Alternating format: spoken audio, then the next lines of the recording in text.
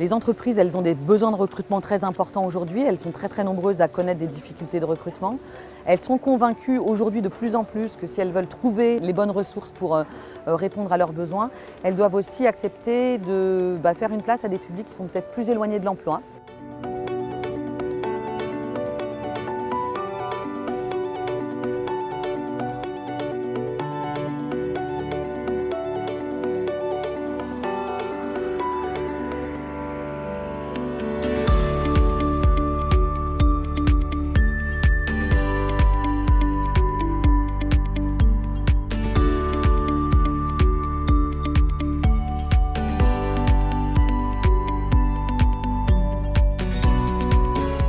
Les entreprises pour la cité, c'est un réseau d'entreprises engagées pour l'innovation sociale. On a conçu et développé le projet Levier, qui est un programme d'insertion socio-professionnelle pour les personnes réfugiées. Dans le cadre de ce programme, on a essayé d'identifier tous les freins à l'emploi et de proposer aux personnes réfugiées des ateliers, un accompagnement individualisé pour faciliter leur intégration socio-professionnelle. Aujourd'hui, on est très fiers d'avoir accompagné 120 personnes réfugiées. Le PIC pour nous, c'était fondamental pour se lancer dans cette expérimentation. C'est d'abord un gros financement, c'est 50% de notre budget.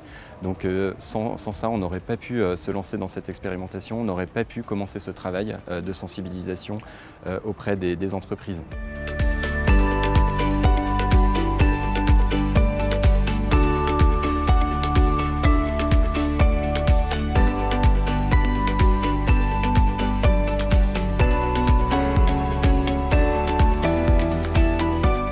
La formation est vraiment au cœur de l'inclusion. Quand on parle d'inclusion, on parle de la formation des demandeurs d'emploi, mais je crois qu'aujourd'hui, c'est tout aussi essentiel de travailler sur la formation des entreprises pour développer leur employabilité.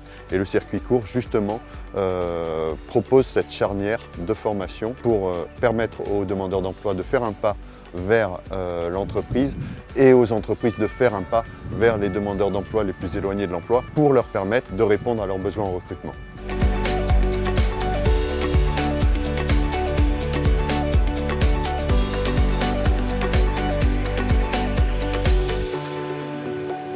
Le plan d'investissement dans la compétence, grosso modo, son objectif c'était de former 2 millions de demandeurs d'emploi ou de personnes en recherche d'emploi supplémentaires sur les 5 ans.